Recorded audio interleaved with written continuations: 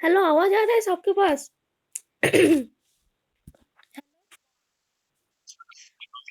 Good afternoon, good afternoon.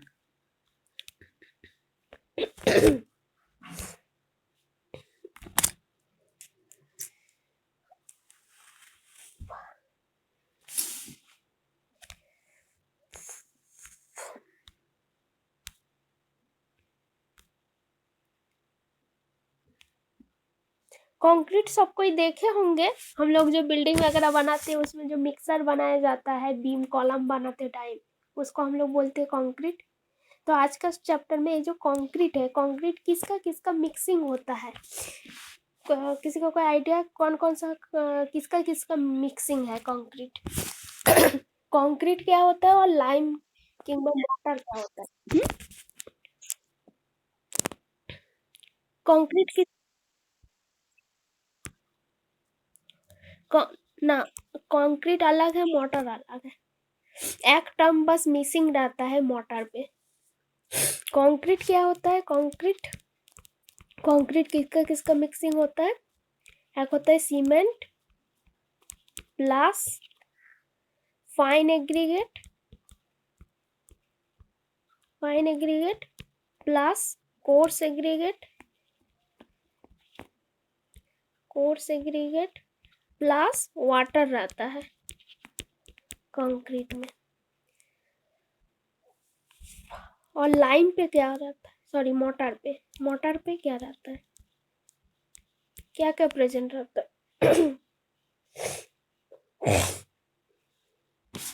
देखो motor पे क्या है ना, बस ना इसमें एब्सेंट रहता है कोर्स एग्रीगेट बस इसमें एब्सेंट रहता है, सारा का सारा सेम है। इसमें रहेगा cement plus fine aggregate plus रहेगा वाटर। इसमें बस कोर्स एग्रीगेट प्रेजेंट नहीं रहता है, ठीक है, याद रहेगा सबको।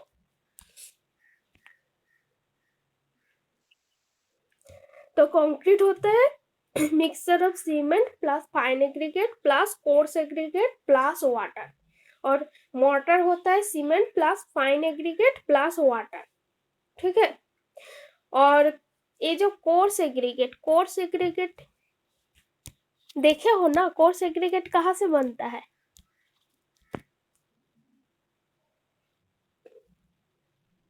जैसे हम लोग रॉक पढ़े हैं जियोलॉजी पे, रॉक को जब छोटा छोटा शेप में कोर्स एग्रीगेट का टर्म में ही हम लोग रॉक से ही कलेक्ट करते हैं कोर्स एग्रीगेट। ये जो कोर्स एग्रीगेट जो प्रेजेंट रहता है हमारा जो कंक्रीट में, ये कंक्रीट का 70 से लेके 75% स्ट्रेंथ इसने इंक्रीज करता है कोर्स एग्रीगेट, इसीलिए कंक्रीट में दिया जाता है। कंक्रीट का स्ट्रेंथ ये इंक्रीज करता है 70 to 75% तक, ये स्ट्रेंथ इंक्रीज कर सकता है कोर्स एग्रीगेट, तो इसीलिए हम लोग कंक्रीट में कोर्स एग्रीगेट यूज करते हैं। और जो कंक्रीट होता है, कंक्रीट का बहुत सारा क्लासिफिकेशन भी होगा, तो क्लासिफिकेशन ऑफ द कंक्रीट में क्या क्या है, जो हम लोग कंक्रीट का क्लासिफिकेशन करते हैं तो उसका बहुत सारा डिपेंडेबल रहता है। फर्स्ट होता है based of cementing material, first जो हम लोग क्लासिफिकेशन में करते हैं बेस्ड ऑन सीमेंटिंग मटेरियल।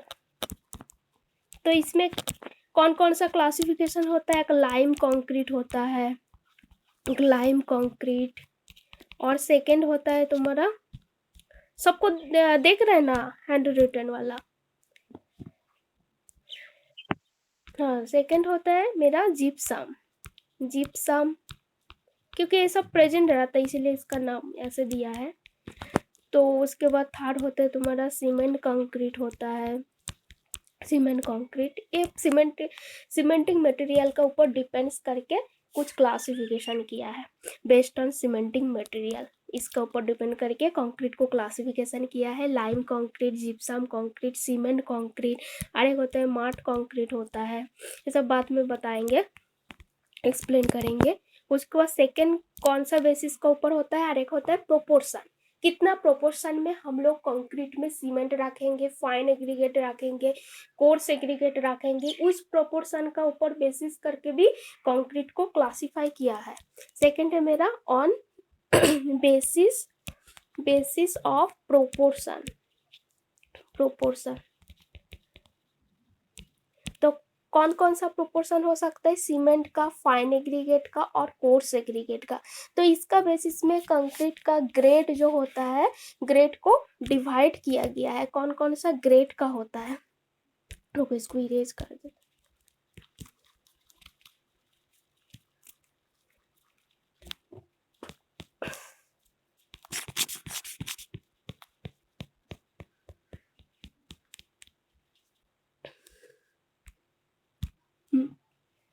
तो on the basis of the proportion के बेसिस में कंक्रीट का क्लासिफिकेशन किया है। कौन कौन सा ग्रेड हो सकता है, एक होता है देखो M5 होता है, M7.5, M10 होता है, M15 होता है, M20 होता है, M25 कंक्रीट है। उसके बाद M30 है, M35, M40 और भी होता है तुम्हारा M50, M55, M60, M65, M70। तो हम लोग जो नॉर्मल जो प्लेन सीमेंट कंक्रीट में हम लोग M15 का यूज करते हैं, प्लेन सीमेंट कंक्रीट। उसके बाद देखो प्लेन सीमेंट कंक्रीट जनरली हम लोग जो यूज करते हैं जिसमें RCC नहीं बनता है, तुम्हारा कोई स्टील बार नहीं होता है, सिंपल जो कंक्रीट होता है उसमें जनरली M15 ग्रेड का ही कंक्रीट यूज किया जाता है। उसके बाद देखो नॉर्मल ग्रेड ऑफ कंक्रीट में आता है M5 से लेके M20 ग्रेड तक का जो होता है ये मेरा नॉर्मल ग्रेड ऑफ कंक्रीट। और ये जो M5 लिखा है, M10 लिखा है, तो M का मीनिंग क्या होता है और 5 क्या होता है? कोई आइडिया है किसी को? M क्या होता है और 5 क्या होता है?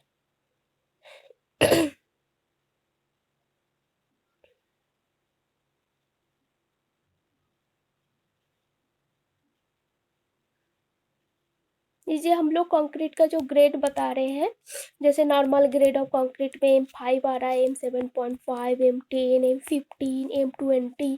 तो M5 का मीनिंग क्या होता है, M क्या होता है? तो M फॉर मिक्सिंग। तो M क्या होता है? इसको हम लोग बोलते हैं मिक्सिंग। M को मिक्सिंग से डिनोट करते हैं, ये मेरा मिक्सिंग है M। और 5 क्या होता है? 5 मेरा कैरेक्टरिस्टिक स्ट्रेंथ है। 5 क्या है? A5 जो है ये मेरा क्या है? Characteristic strength. Characteristic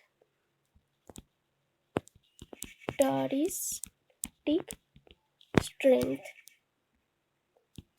characteristic strength.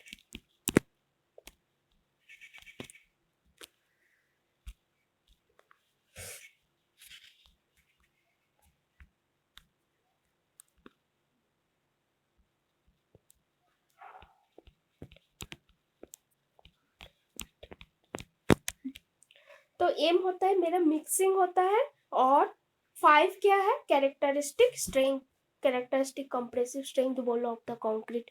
जैसे ही same to same M15। M15 का मीनिंग क्या होता है? M15 कंक्रीट का जो कैरेक्टरिस्टिक स्ट्रेंथ होता है 15 न्यूटन पर mm²। M15 का मीनिंग यही होता है कि भाई M5 का मीनिंग जो कंक्रीट का जो कैरेक्टरिस्टिक कंप्रेसिव स्ट्रेंथ है वो है मेरा 5 न्यूटन पर mm²। M5 का मीनिंग है। इसमें M क्या होता है? M मेरा मिक्सिंग है, और 5 क्या होता है? 5 कैरेक्टरिस्टिक कंप्रेसिव स्ट्रेंथ होता है। और ये जो मिक्सिंग है, मिक्सिंग भी 2 टाइप्स का होता है। एक होता है मेरा नॉमिनल मिक्सिंग। नॉमिनल मिक्सिंग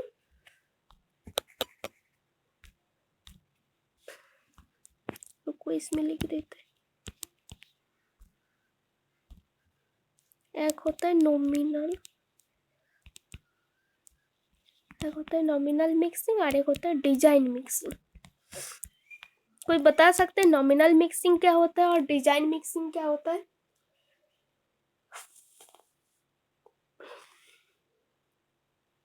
ये जो मिक्सिंग है, मिक्सिंग मेरा 2 टाइप्स है।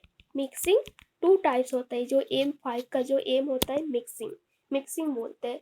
तो ये जो मिक्सिंग है मेरा 2 टाइप्स है। एक होता है मेरा नॉमिनल मिक्सिंग और एक होता है डिजाइन मिक्सिंग। ये जो नॉमिनल मिक्सिंग क्या होता है?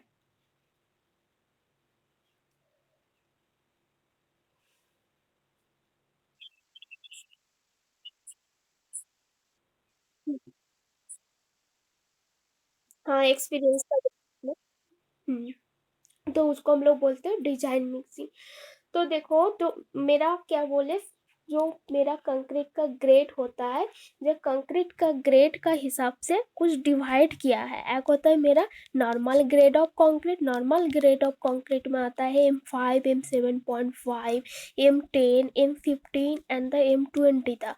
उसके बाद होता है स्टैंडर्ड ग्रेड ऑफ कंक्रीट। तो standard grade of concrete M25, M30, M35, M40 इतना तक मेरा standard grade of the concrete है। उसके बाद देखो नेक्स्ट आता है M45 तक है। तो उसके बाद नेक्स्ट आता है मेरा high strength grade of concrete. तो high strength of grade of concrete है M5, M55 up to M70 तक है। तो ये जो हर ग्रेड ऑफ द कंक्रीट है, ये जो आरसीसी के लिए मतलब रेनफोर्स सीमेंट कंक्रीट के लिए हम लोग minimum grade of concrete M25 use करते हैं। तो ये जो हर ग्रेड ऑफ द कंक्रीट का हिसाब से देखो यहाँ पे कितना प्रोपोर्शन दिया हुआ है। प्रोपोर्शन का टेबल देख रहा है सबको? देख रहा है? तो देखो M5 है। M5 यहाँ पे क्या है? 1:5:10। ये जो 1 है, 1 मेरा सीमेंट है, 5 मेरा फाइन एग्रीगेट है, और 10 होता है मेरा कोर्स एग्रीगेट। देखो इसमें जो हर ईयर दिया है, तो 1 क्या होता है? 1 मेरा सीमेंट, ये मेरा सीमेंट है, सीमेंट, ठीक है। और 5 क्या होता है? 5 मेरा फाइन एग्रीगेट है, फाइन एग्रीगेट। और जो 10 दिख रहा है 10 मेरा कोर्स एग्रीगेट है। इसको थोड़ा नीचे लिखते हैं। जो 10 है ये 10 मेरा कोर्स एग्रीगेट है। तो इसका हिसाब से देखो हर प्रोपोर्शन का ग्रेड ऑफ कंक्रीट का बगल में देखो प्रोपोर्शन दिया हुआ है, मिक्स रेशियो दिया है। तो M5 से लेके M20 M25 तक का जो है ये रेशियो हम लोगों का IS कोड में फिक्स्ड है। IS 456 2000 यूज किया जाता है। जो IS 456 2000 ARCC का कोड है।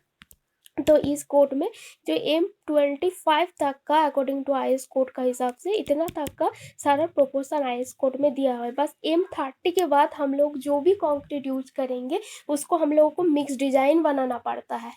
मतलब जैसे सपोज मेरे पास एक टाइप का कोई स्क्वायर हम लोगों को एक क्यूब बनाना है, किंवा मान ही लो कोई इतना साइज का हमको क्यूब बनाना है, इसका कितना मेरा वॉल्यूम है, इस वॉल्यूम के हिसाब से हम लोगों को कितना मटेरियल चाहिए, उस मटेरियल को हम लोगों को मिक्स डिजाइन बना के कितना कितना प्रोपोर्शन का मटेरियल चाहिए, सीमेंट कितना चाहिए, फाइन एग्रीगेट कितना चाहिए, कोर्स एग्रीगेट कितना चाहिए, उसके बाद वाटर सीमेंट रेशियो जो है एक टेबल दिया है IS कोड में, उसका बेसिस में हम लोग वाटर कितना लेंगे, सारा का सारा बेसिस करके हम लोगों को M30 से लेके अप टू जितना तुम्हारा M80 था पूरा का पूरा मिक्स डिजाइन बनाना पड़ता है। इसका कोई प्रोपोर्शन नहीं है, हम लोग को मिक्स डिजाइन का हिसाब से हम लोगों को कितना मटेरियल चाहिए उसको कैलकुलेट करके उसका सॉल्यूशन बनाना पड़ता है। ठीक है। O कितना तक है, M30 से लेके मिक्स डिजाइन होता है। पर M25 तक का देखो यहाँ पे सबका प्रोपोर्शन दिया हुआ है, सबका प्रोपोर्शन देख रहा है मिक्स रेशियो। देखो M5 का है 1:5:10 है, M7.5 है, इसका कितना है 1:4:8 है, M10 है 1:3:6 है, तो M15 है 1:2:4 है, M20 1:1.5:3, M25 1:1:2। और देखो M30 इसमें क्यों नहीं प्रोपोर्शन दिया है, तो क्योंकि M30 से लेकर हम लोग को मिक्स डिजाइन कैलकुलेट करना पड़ता है, इसीलिए यहाँ पर डिजाइन मिक्स करके देखो लिख दिया है। तो इसका कितना कॉम्प्रेसिव स्ट्रेंथ है, ये तो टेबल हो गया, तो हमारा कितना प्रोपोर्शन होता है हर ग्रेड ऑफ कंक्रीट के लिए, हम लोगों को कितना प्रोपोर्शन का रेशियो होता है, cement plus fine aggregate plus coarse aggregate. उसको देखो नेक्स्ट आता है मेरा कॉम्प्रेसिव स्ट्रेंथ। तो देखो कॉम्प्रेसिव स्ट्रेंथ कितना होगा, तो इसका देखो कॉम्प्रेसिव स्ट्रेंथ बोलो कि कैरेक्टरिस्टिक कॉम्प्रेसिव स्ट्रेंथ बोलो, तो इसका जो यूनिट होता है मेगा पास्कल में होता है, मेगा पास्कल न्यूटन पर mm² में आता है, लोड बाय एरिया का हिसाब से कॉम्प्रेसिव स्ट्रेंथ होता है, तुम लोग पहले भी पढ़े हो। तो M5 के लिए इसका कितना है कॉम्प्रेसिव स्ट्रेंथ 5 मेगा पास्कल, तो इसका मीनिंग 5 न्यूटन पर mm² भी लिख सकते हो। तो M7.5 के लिए 7.5 मेगा पास्कल है, M10 के लिए 10 मेगा पास्कल है, और M15 के हिसाब से 15 मेगा पास्कल, M20 में 20 मेगा पास्कल है। सारा का सारा इसका कैरेक्टरिस्टिक कॉम्प्रेसिव स्ट्रेंथ है। और M25 के केस में 25 मेगा पास्कल, M30 के केस में 30 है।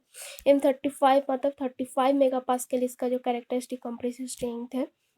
M40 तो 40 मेगा पास्कल, तो अप टू तुम्हारा M80 तक सेम टू सेम इसका कंप्रेसिव स्ट्रेंथ है। इसका इतना इंपॉर्टेंस नहीं है ये वाला टेबल, बस तुम लोग ये फर्स्ट टेबल या सेकंड और थर्ड टेबल, ये तीनों टेबल तुम्हारा इंपॉर्टेंट है, क्योंकि क्वेश्चन में भी पूछ सकता है M5 का कितना मिक्स रेशियो होता है। जैसे तुम्हारा 1:5:10, मतलब cement is to fine aggregate is to coarse aggregate, तो कितना प्रोपोर्शन होता है 1:5:10। तो M15 का हिसाब से 1:2:4, ऐसे ही प्रोपोर्शन का हिसाब से होता है। मतलब ये जो है M25 तक का प्रोपोर्शन तुम लोगों को याद रखना है।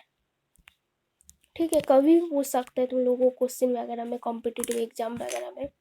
तो M25 तक तुम लोगों को याद रखना है कितना प्रोपोर्शन का होता है मटेरियल। इतना तक क्लियर है?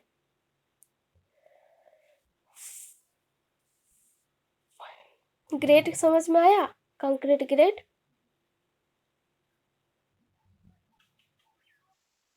ठीक है। अभी तो बारिश हो रहा है, तुम लोग को उधर बारिश हो रहा है? हाँ, 2 दिन से बारिश ही हो रहा है।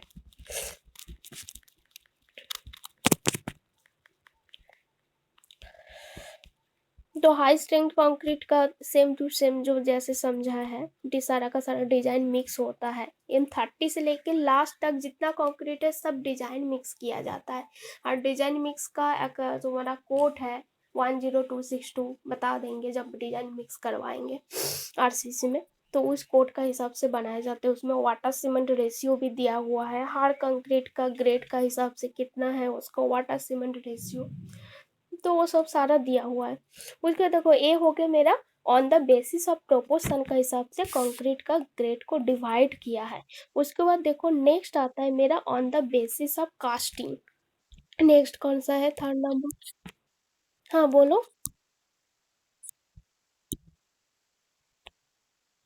हो आईएस कोड ही रखा है उसका हिसाब से, आईएस कोड रखा है, जैसे M5 रखा है, M7.5 रखा है, M10 रखा है, M15, M20। ना, नहीं बना सकते इमेज। तुम लोगों को यही इतना ही ग्रेड का यूज करना है कंक्रीट में। ये तुम्हारा आईएस कोड में फिक्स्ड दिया हुआ है, तुम अलग ग्रेड का यूज नहीं कर सकते हो, ठीक है।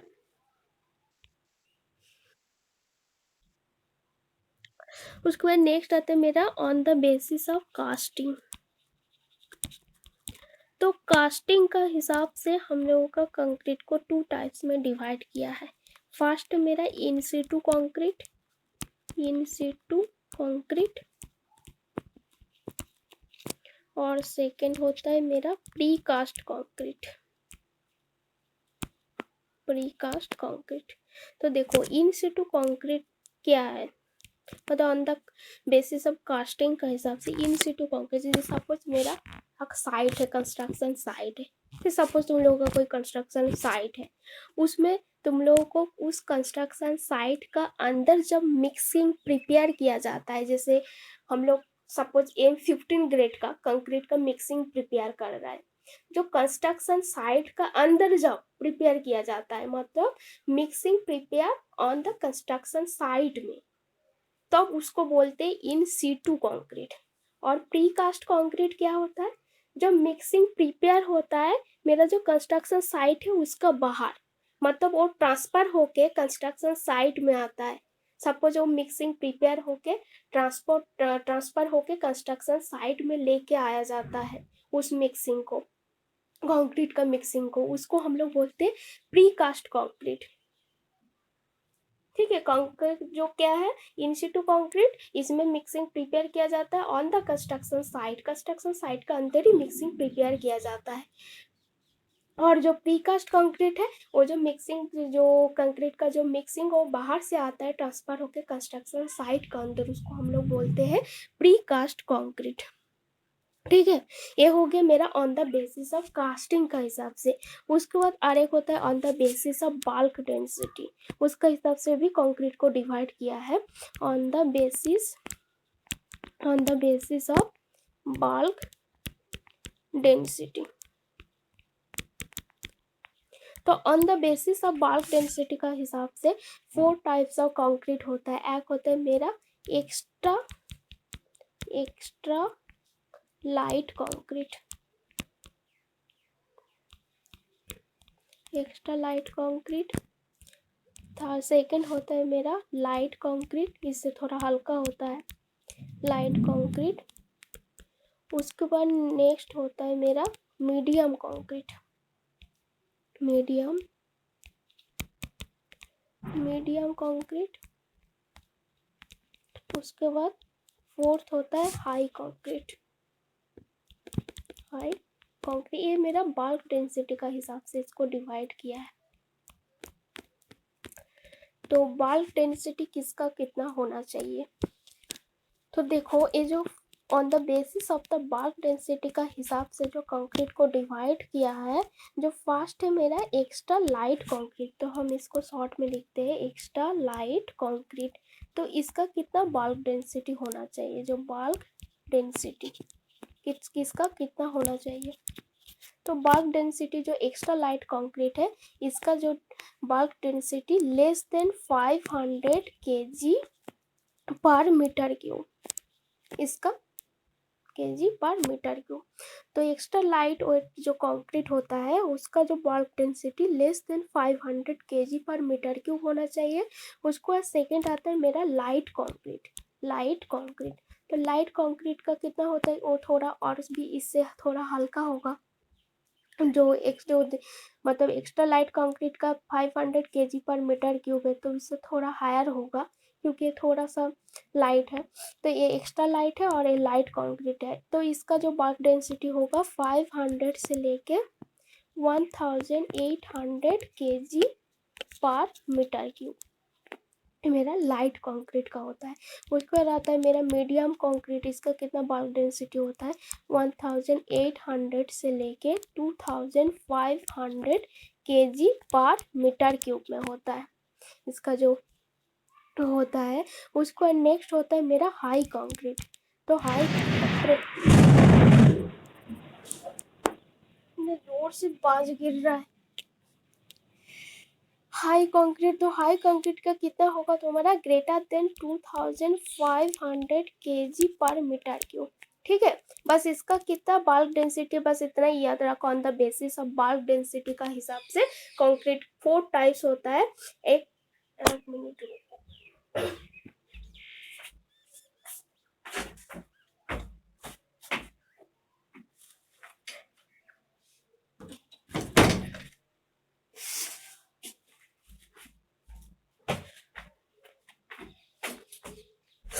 4 टाइप्स होता है। कौन कौन सा टाइप्स होता है? Extra light concrete, medium concrete and the high concrete. तो एक्स्ट्रा लाइट कंक्रीट का कितना होगा bulk density less than 500 kg पर मीटर क्यूब, और लाइट कंक्रीट का कितना है 500 से लेके 1800 kg पर मीटर क्यूब, और मीडियम कंक्रीट 1800 टू 2500 kg पर मीटर क्यूब, और हाई कंक्रीट जो होता है ग्रेटर देन 2500 kg पर मीटर क्यूब होता है। ठीक है, ये सारा का सारा है। कितना क्लासिफिकेशन होता है कंक्रीट का? फर्स्ट है मेरा based on the cementing material, second तो on the basis of proportion जो ग्रेड वाला बताए। उसके बाद थर्ड होता है on the basis of the casting. तो कास्टिंग 2 टाइप्स होता है इन सिटू कंक्रीट, और सेकंड होता है प्री कास्ट कंक्रीट, और लास्ट होता है मेरा on the basis of bulk density. तो बल्क डेंसिटी का हिसाब से कंक्रीट को भी डिवाइड किया है। उसमें 4 टाइप्स होता है। कौन कौन सा टाइप्स होता है? On the basis of bulk density extra light weight concrete, second है लाइट कंक्रीट, और थर्ड होता है मीडियम कंक्रीट, उसके बाद फोर्थ है हाई कंक्रीट। ठीक है, इतना तक सबको समझ में आ गया?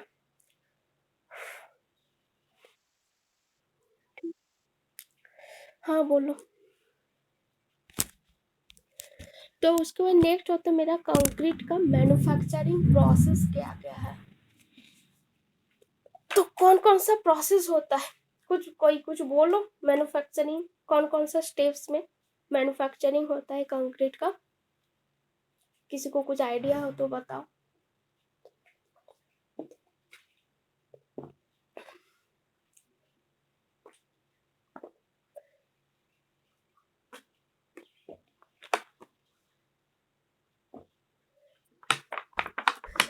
तो बता रहे हैं, देखो कंक्रीट जो मैन्युफैक्चरिंग होता है, फर्स्ट हम लोगों को क्या करना है, हम लोगों को पहले मटेरियल कलेक्शन करना होगा। तो मटेरियल हम लोग कैसे कलेक्शन करेंगे? कौन कौन से मटेरियल? फर्स्ट हम लोग बैचिंग प्लांट तुम लोग देखे हो?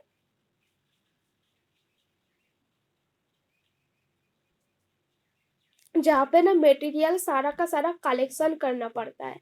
जैसे सपोज तुम्हारा सीमेंट हो गया, फाइन एग्रीगेट हो गया, कोर्स एग्रीगेट हो गया, जो जो रॉ मटेरियल वगैरह है उसको हम लोग पहले बैचिंग प्लांट में वेट करके उसमें कलेक्शन कर लेते हैं। उसी को फास्ट जो मैन्युफैक्चरिंग प्रोसेस है देखो बैचिंग है। बैचिंग में क्या करते हैं ना, बैचिंग प्लांट में सारा का सारा मटेरियल को हम लोग ना वेट कर लेते हैं। उसके बाद हम लोग बैचिंग प्लांट में कलेक्शन करते हैं। उसके बाद नेक्स्ट स्टेप में मिक्सिंग होता है। तो सारा का सारा मटेरियल को मिक्सिंग किया जाता है। रुको थोड़ा अंधेरा हो गया है।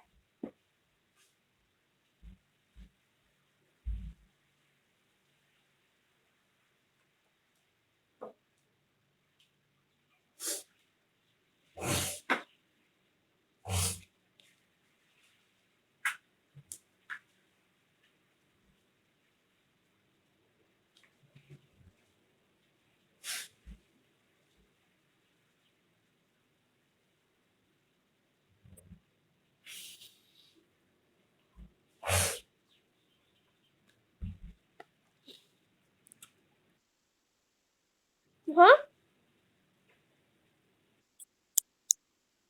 हाँ, बहुत बारिश हो रहा है, पूरा अंधेरा हो गया है, करंट भी नहीं है, अभी अभी चला गया।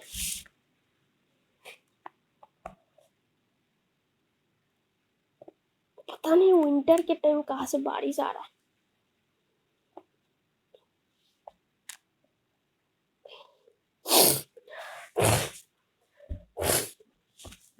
तो मैन्युफैक्चरिंग ऑफ द कंक्रीट में देखो, फर्स्ट होती है मेरा बैचिंग प्लांट। बैचिंग प्लांट में, batching plant is the defined as where the raw material have been weighted, जहाँ पे हम लोग सब रॉ मटेरियल को वेट करते हैं। पहले हम लोगों को मटेरियल कलेक्शन करना है, उसके बाद बैचिंग प्लांट में हम लोग वेट करते हैं।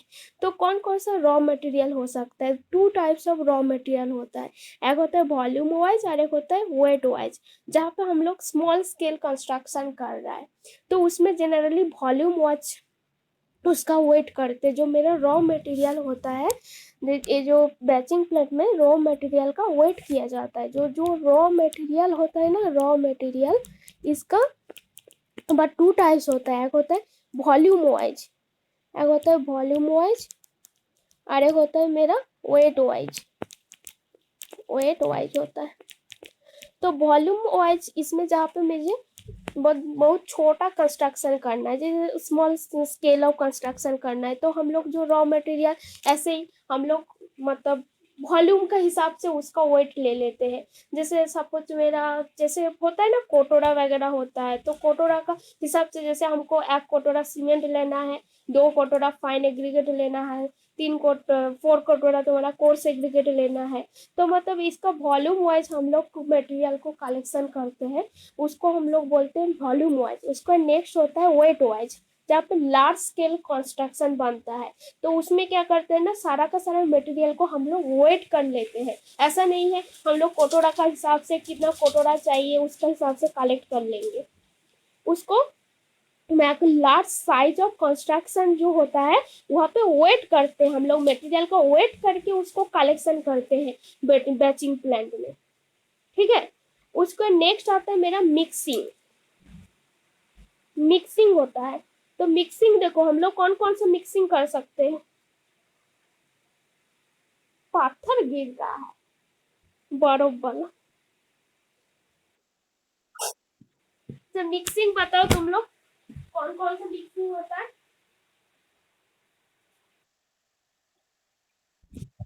हाँ, हैंड मिक्सिंग और मशीन मिक्सिंग। तो हैंड मिक्सिंग और मशीन मिक्सिंग कैसे करते हैं?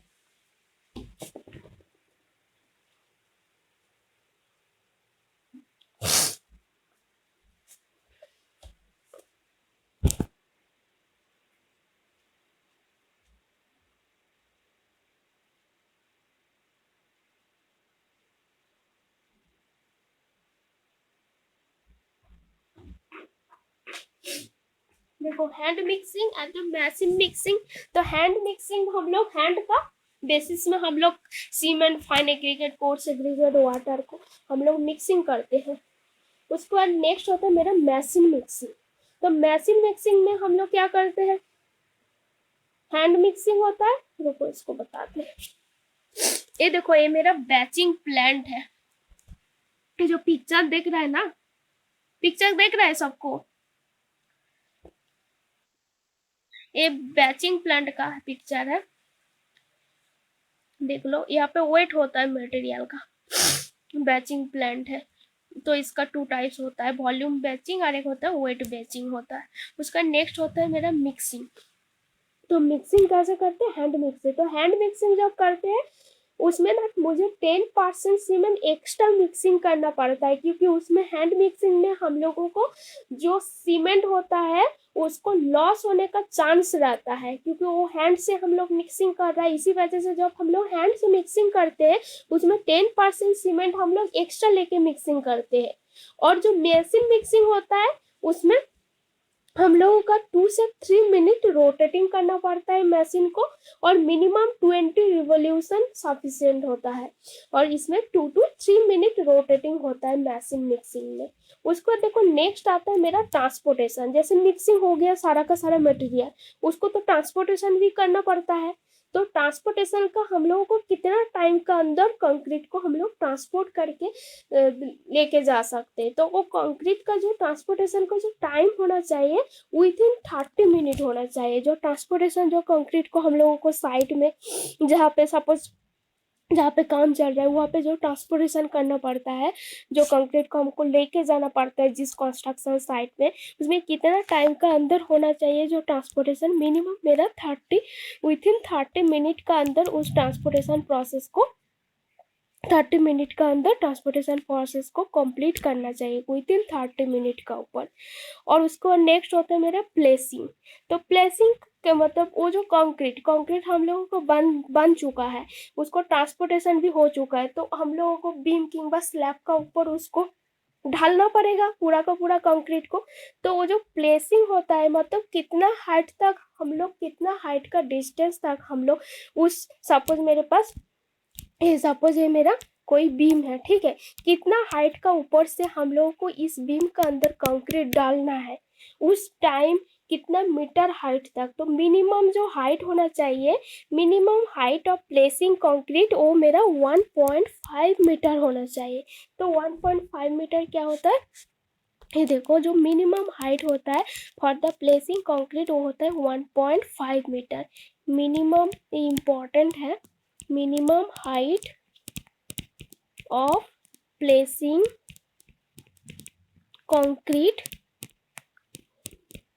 is 1.5 metre. 1.5 मीटर हाइट से हम लोगों को कंक्रीट को प्लेस करना है। जहाँ पे तो 1.5 मीटर से कम डिस्टेंस में तुम लोग कंक्रीट को प्लेस करोगे तो जहाँ पे हम लोगों को बीम के ऊपर बोलो, कॉलम के ऊपर बोलो, तब हम लोगों को सेग्रीगेशन चांस बढ़ जाता है। मतलब सेग्रीगेशन क्या होता है, हम बताए थे सेग्रीगेशन क्या होता है।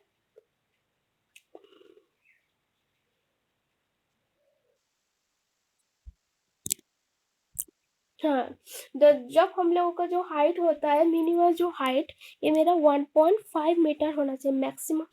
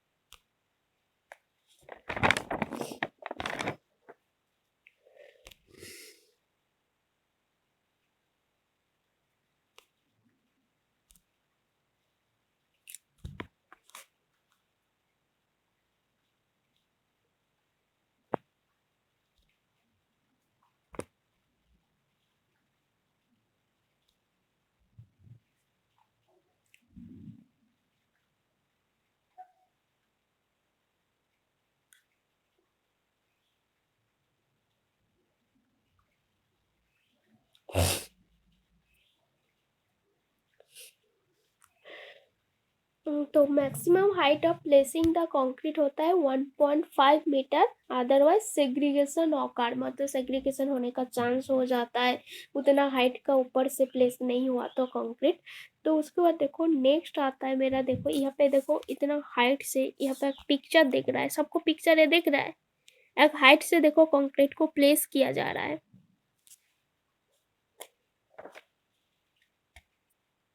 देख रहा है सबको?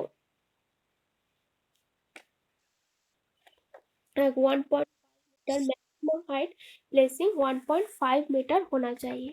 उसके बाद देखो नेक्स्ट आता है मेरा कॉम्पैक्शन। तो कॉम्पैक्शन मेरा कितना टाइप्स का हो सकता है, कोई बताओ तो। कॉम्पैक्शन जो हम लोग कॉम्पैक्शन पता है ना क्या होता है कॉम्पैक्शन? किसी कोई पता है कॉम्पैक्शन क्या होता है?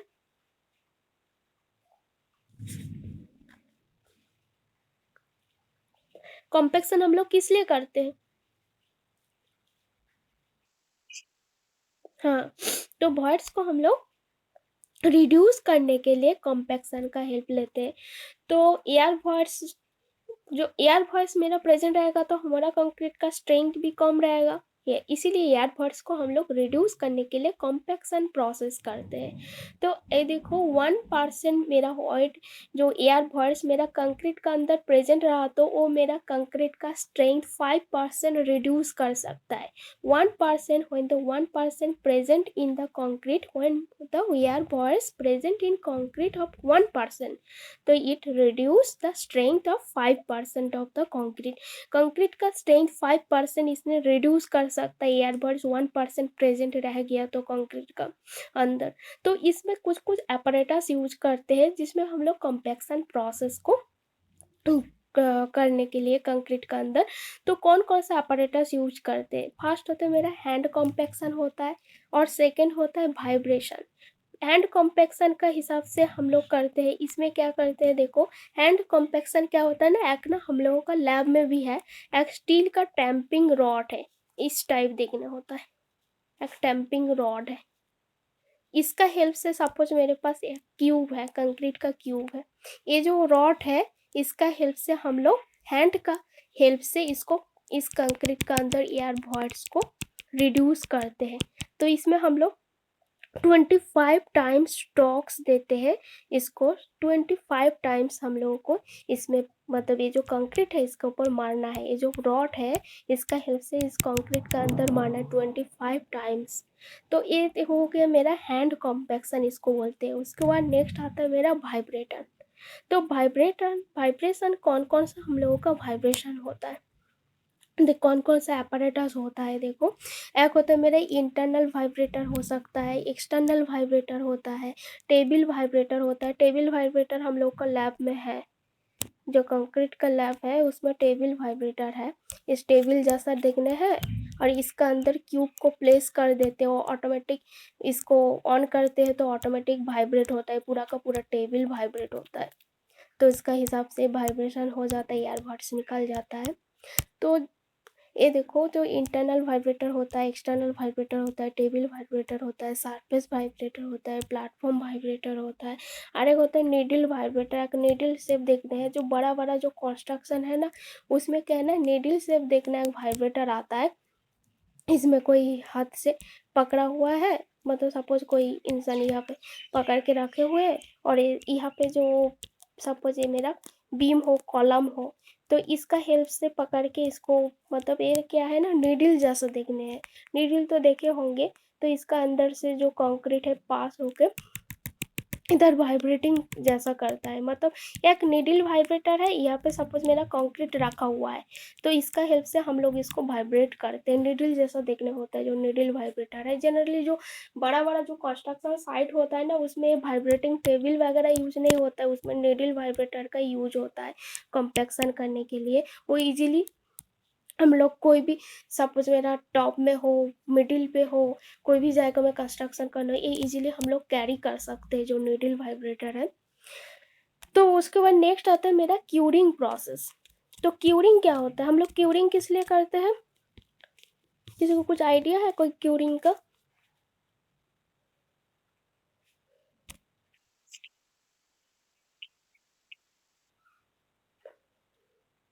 हाँ, स्ट्रेंथ इंक्रीज करने के लिए। और क्यूरिंग देखो, क्यूरिंग हम लोग करते हैं, और कितना टाइम के बाद हम लोग, जैसे कॉम्पेक्शन हो गया, कॉम्पेक्शन का कितने टाइम बाद हम लोग क्यूरिंग करते हैं?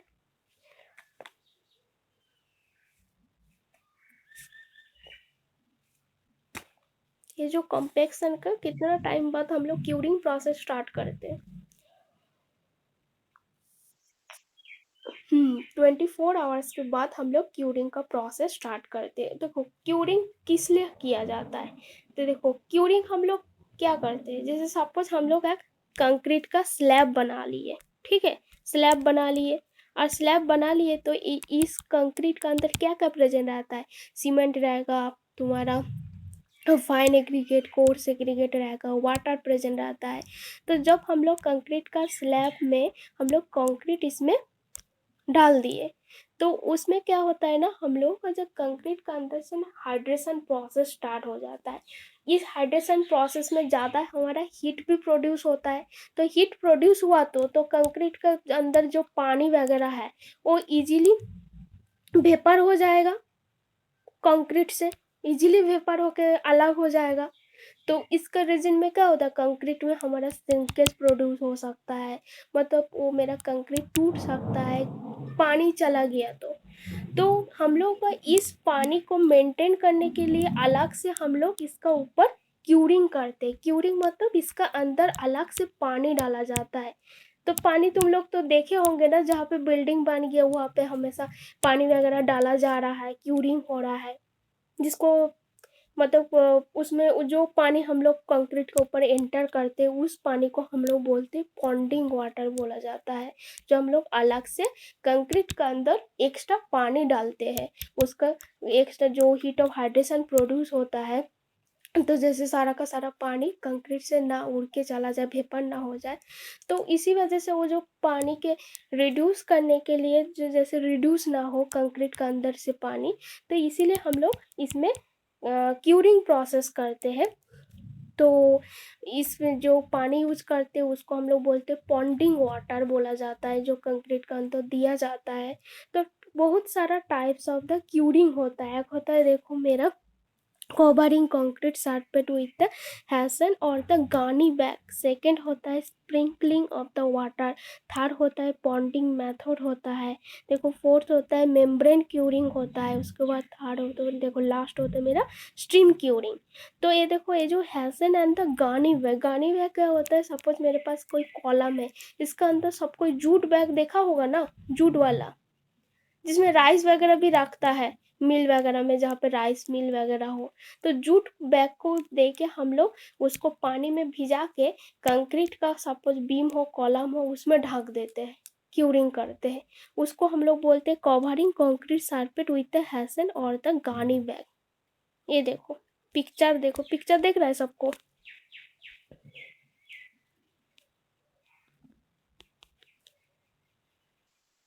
देखा इतना तक सबको समझ में आया क्यूरिंग,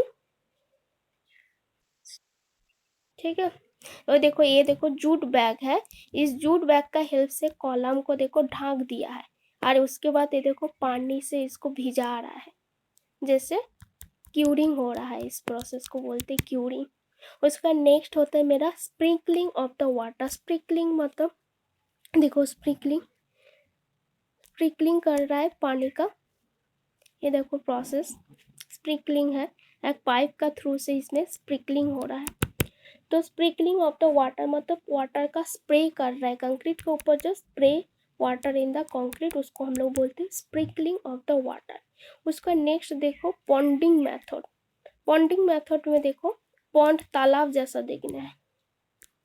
पॉन्डिंग मतलब इसमें क्या है ना, तो उसमें पानी से पूरा भर के रखा, मतलब उसमें कंटिन्यूअस तालाब जैसा बना के रखा हुआ है इसका साइड में, तो पानी पूरा स्टोर होके रह रहा है, इसीलिए इसको बोलते हैं पॉन्डिंग मेथड। मतलब पॉन्ड लाइक वाटर स्ट्रक्चर है, इसीलिए इसका नाम पॉन्डिंग मेथड है।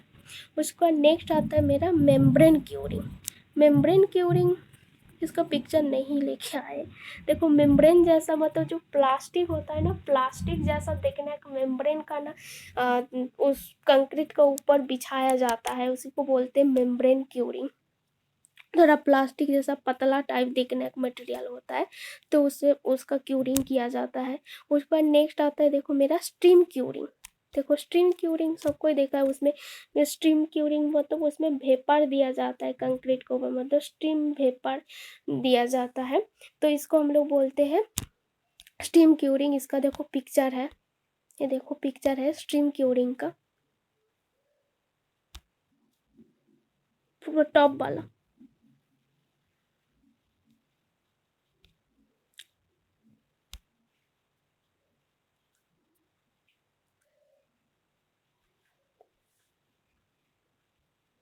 देखा सबको? यहाँ पे देखो वेपर दिया जा रहा है, स्टीम वेपर। कंक्रीट बिछा हुआ है, उसके ऊपर स्टीम वेपर का हेल्प से इसको क्यूरिंग किया जा रहा है, तो इसको बोलते हैं स्टीम क्यूरिंग। उसके बाद देखो हमारा क्यूरिंग हो गया, क्यूरिंग हो गया उसके बाद हम लोगों को क्या करना है, कंक्रीट का फिनिशिंग भी करना है। क्योंकि जब सपोज मेरे पास ये देखो कंक्रीट कंक्रीट का, ये देखो ये मेरा कंक्रीट बिछा हुआ है, इसमें कोई स्ट्रक्चर ऊपर नीचे होके रह रहा है, ठीक है। मेरा कंक्रीट बनाया है, कंक्रीट हम लोग भर दिए इस रेक्टेंगुलर वाला शेप में, इसमें ऊपर तरफ मतलब इस ऊपर तरफ उठा हुआ है कंक्रीट। तो इसको हम लोगों को स्क्रीडिंग फिनिशिंग भी करना होता है, मतलब ये जो ऊपर नीचे किया हुआ है इसको हम लोग काटिंग करके बाहर से रिमूव कर देते, तो उस प्रोसेस को हम लोग बोलते हैं फिनिशिंग। फिनिशिंग में क्या करते हैं, फिनिशिंग में the process of the finishing में क्या होता है, फर्स्ट होता है मेरा स्क्रीडिंग। देखो स्क्रीडिंग क्या होता है, जो जो मेरा स्क्रीडिंग क्या होता है, द प्रोसेस होता है जहाँ पे एक्स्ट्रा पार्टिकल्स, जो कंक्रीट का सरफेस के ऊपर जो एक्स्ट्रा पार्टिकल्स होता है उसको हम लोग रिमूव करने का प्रोसेस को बोलता है स्क्रीडिंग। स्क्रीडिंग समझ में आया? जैसे सपोज मेरा कंक्रीट है, कंक्रीट का ऊपर हम लोग तो सपोज मेरा कोई क्यूब है, ठीक है, क्यूब जैसा है, इस क्यूब का अंदर कंक्रीट डाला हुआ है, बट इसका सरफेस प्लेन नहीं है, जो टॉप सरफेस है प्लेन नहीं है, कुछ कंक्रीट ऊपर तरफ उठा हुआ है, तो वो सब पार्टिकल्स को हम लोग रिमूव करके फिनिशिंग करना पड़ता है। तो उस रिमूविंग का जो प्रोसेस होता है फिनिशिंग का, तो उसको हम लोग बोलते हैं स्क्रीडिंग। स्क्रीडिंग क्या होता है, process of removing extra particles from the surface of concrete is called the screeding, ठीक है। उसके बाद नेक्स्ट आता है मेरा फ्लोटिंग। फ्लोटिंग में क्या होता है, देखो स्क्रीडिंग हो रहा है, एक एल्यूमिनियम बार का हेल्प से जनरली स्क्रीडिंग किया जाता है। ये देखो सब कुछ देखो, देखो ये मेरा कंक्रीट का, देखो कंक्रीट बना हुआ है, उसके ऊपर एक एल्यूमिनियम बार है, उसका हेल्प से उसको प्लेन किया जा रहा है, उस सरफेस को प्लेन किया जा रहा है, जब एक्स्ट्रा मटेरियल्स वगैरह को रिमूव किया जा रहा है उसको हम लोग बोलते हैं स्क्रीडिंग। उसके बाद नेक्स्ट आता है देखो फ्लोटिंग होता है, और एक होता है ट्रैवलिंग होता है।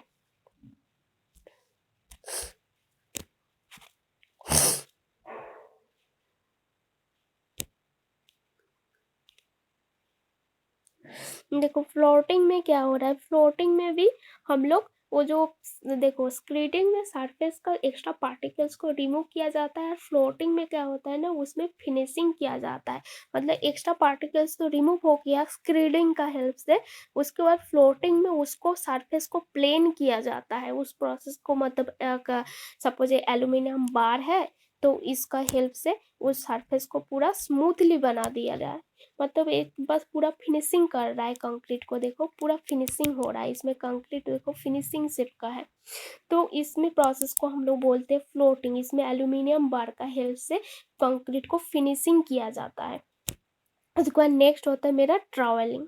देखो ट्रैवलिंग में भी फिनिशिंग होता है, जो कंक्रीट का जो टॉप वाले पोर्शन होता है, ट्रैवलिंग मतलब तुम लोग लैब में भी देखोगे, दो टाइप्स ऑफ ट्रैवलिंग आता है, एक होता है देखो इस टाइप कुर्नी जैसा शेप का होता है ट्रैवलिंग,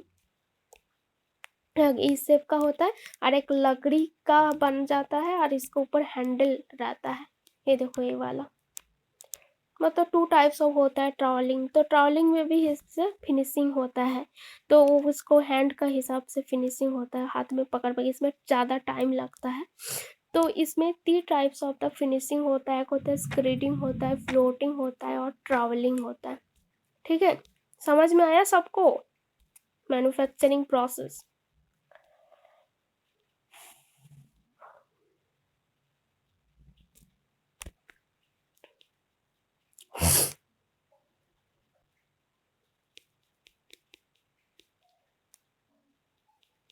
तो कौन कौन सा स्टेप्स होता है मैन्युफैक्चरिंग का, बताओ तो।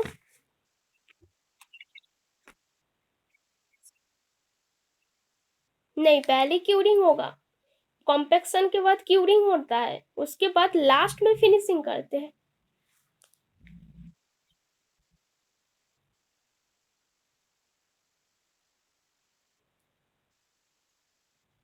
जैसे हम लोग क्यूरिंग कर दिए, ठीक है, क्यूरिंग कर दिए, क्यूरिंग मेरा 7 डेज में हो सकता है किंवा 14 डेज में हो सकता है। उसके बाद ये जो फिनिशिंग प्रोसेस है, अच्छा तुम सही बोल रहा है, जैसे फिनिशिंग, फिनिशिंग के बाद हम लोग जनरली क्यूरिंग करते हैं, जैसे कॉम्पेक्शन हो गया उसके बाद फिनिशिंग करते हैं, बट यहाँ पे स्टेप्स में लास्ट में बताया है, पहले फिनिशिंग होता है क्यूरिंग का, क्यूरिंग का पहले फिनिशिंग होगा,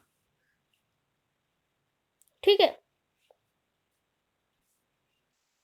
क्योंकि पहले देखो हम लोग जो कंक्रीट है, कंक्रीट का ब्लॉक पहले हम लोग को सपोज कोई प्रोपोर्शन में हम लोग इस ब्लॉक को बनाया है, क्यूब है जिसका तुम्हारा 150 बाई 150 mm का है, या 150 बाई 150 mm का है, तो हम लोग का कंक्रीट प्रिपेयर किए हैं, उस कंक्रीट को हम लोग क्या करते हैं, प्रिपेयर करने के बाद इस क्यूब का अंदर डाल देते हैं। जब क्यूब का अंदर डालते हैं तो उस टाइम हम लोग इसको डालते डालते हम लोग कॉम्पेक्शन प्रोसेस भी करते हैं।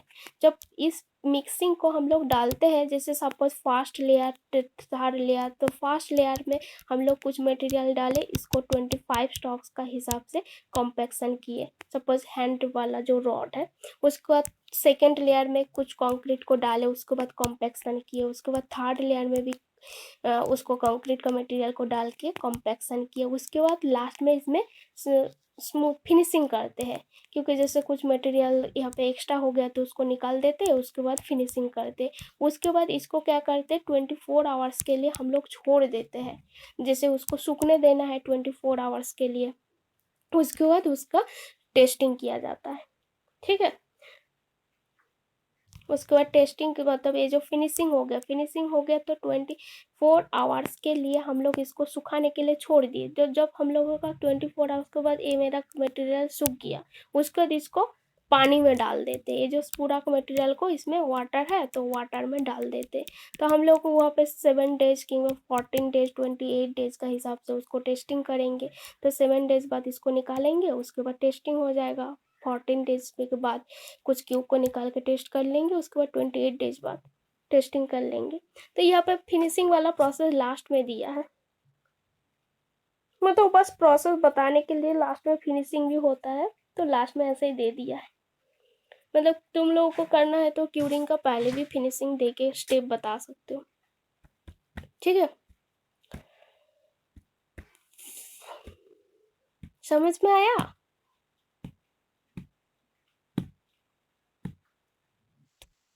ठीक है, तो बताओ कौन कौन सा स्टेप्स होता है मैन्युफैक्चरिंग प्रोसेस का। पहला कौन सा होता है मेरा, बैचिंग प्लांट होता है। तो बैचिंग प्लांट में हम लोग क्या करते हैं,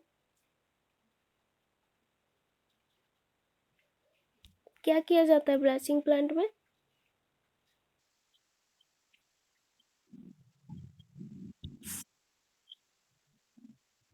उसमें स्टोर होता है और वेट किया जाता है, मेन है मेरा वेट होता है, बैचिंग प्लांट में वेट होता है। देखो जो इंस्ट्रूमेंट हमने देखा है बैचिंग प्लांट का, इसमें मटेरियल को वेट करके स्टोर किया जाता है, ये देखो वेट करके यहाँ पे स्टोर होता है बैचिंग प्लांट। उसके बाद नेक्स्ट आता है मेरा मिक्सिंग। मिक्सिंग में 2 टाइप्स होता है, एक होता है मेरा हैंड मिक्सिंग होता है, मशीन मिक्सिंग होता है। उसके बाद देखो थर्ड होता है मेरा ट्रांसपोर्टेशन। ट्रांसपोर्टेशन में कंक्रीट को क्या करते हैं, कंक्रीट को हम लोग 30 मिनट का अंदर ट्रांसपोर्टेशन प्रोसेस को कंप्लीट करना पड़ता है, मतलब जिस साइट में हम लोग को ट्रांसपोर्टेशन करके लेके जाना है। फिर नेक्स्ट आता है मेरा प्लेसिंग। तो प्लेसिंग हम लोग कितना हाइट का अबाव से हम लोग कंक्रीट को प्लेस करते हैं, तो मिनिमम मेरा मैक्सिमम 1.5 मीटर होना चाहिए उसका जो हाइट होता है, नहीं तो सेग्रीगेशन होने का चांस आ जाता है। उसके नेक्स्ट आता है मेरा कॉम्पैक्शन। तो कॉम्पैक्शन क्या होता है, जहाँ पे मेरा एयर बर्ड्स को रिड्यूस करने के लिए कॉम्पैक्शन प्रोसेस करते हैं। तो कॉम्पैक्शन मेरा बहुत टाइप्स का हो सकता है, हैंड स्टील रॉड का हिसाब से हम लोग कॉम्पैक्शन कर सकते हैं, कुछ वाइब्रेटर का भी हेल्प से कर सकते हैं, जैसे मैकेनिकल वाइब्रेटर हो गया, नीडल वाइब्रेटर हो गया, सरफेस वाइब्रेटर हो गया, तो उसका हेल्प से हम लोग कॉम्पैक्शन प्रोसेस कर सकते हैं। उसके बाद देखो नेक्स्ट आता है मेरा क्यूरिंग। तो क्यूरिंग में हम लोग क्या क्या करते हैं, तो क्यूरिंग क्या होता है, कोई बताओ क्यूरिंग।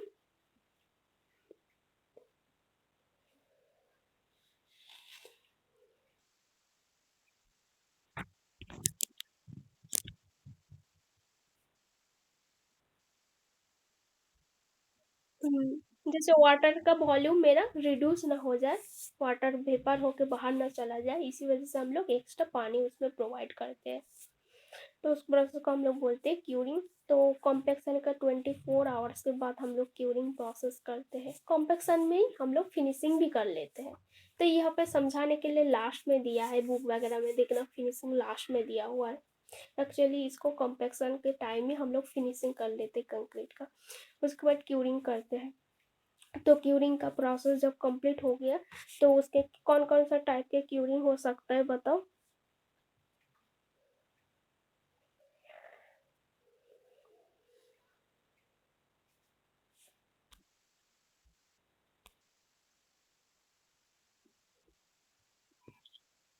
Stream curing. तो इसका हेल्प से हम लोगों का क्यूरिंग होता है। जो स्प्रिंकलिंग क्यूरिंग में वाटर का स्प्रे किया जाता है, जो हैसन क्यूरिंग है उसमें जो जूट बैग होता है वो सबको दे के कोहरिंग किया जाता है, जो मेरा जो कंक्रीट का ब्लॉक वगैरह हो। पॉन्डिंग क्यूरिंग में पॉन्ड लाइक वाटर स्ट्रक्चर बना के उसके बाद उसका क्यूरिंग किया जाता है, देखो मेरा पॉन्डिंग क्यूरिंग है। उसके बाद स्ट्रीम क्यूरिंग, स्ट्रीम जैसा भेपार दिया जाता है, उसको प्रोसेस को बोलते हैं स्ट्रीम क्यूरिंग। तो उसके बाद लास्ट में आता है मेरा फिनिशिंग। तो फिनिशिंग, फिनिशिंग बस ऐसे टॉपिक समझाने के लिए लास्ट में फिनिशिंग दे दिया, बट हम लोग कंपेक्शन करते टाइम ही फिनिशिंग को कंप्लीट करते हैं। तो फिनिशिंग देखो कितना टाइप्स का होता है। अरे स्क्रीडिंग क्या होता है, स्क्रीडिंग क्या होता है, स्क्रीडिंग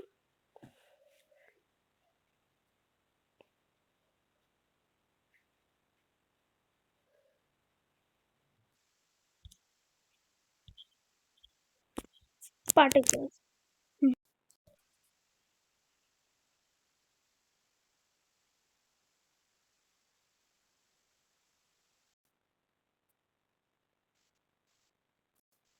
हेलो,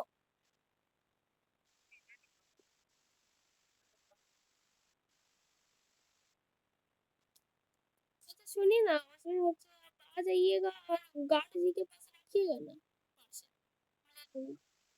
इंजीनियरिंग कॉलेज,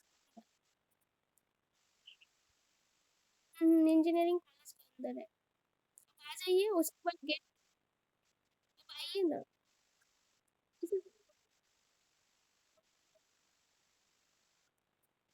अच्छा आप आके फोन कीजिएगा ना, बता देंगे।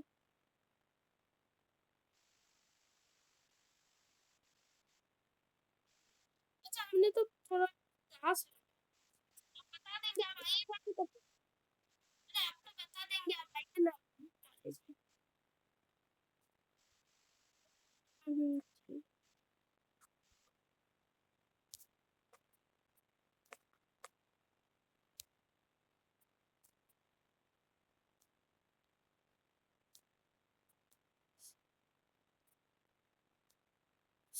ठीक है, तो बस कंप्लीट करते हैं। तुम लोग को नोट्स वगैरह हम अपलोड कर देंगे, देख लेंगे। ठीक है, किसी को कोई दिक्कत है आज का क्लास का, सबको समझ में आया? साउंड नहीं आ रहा है?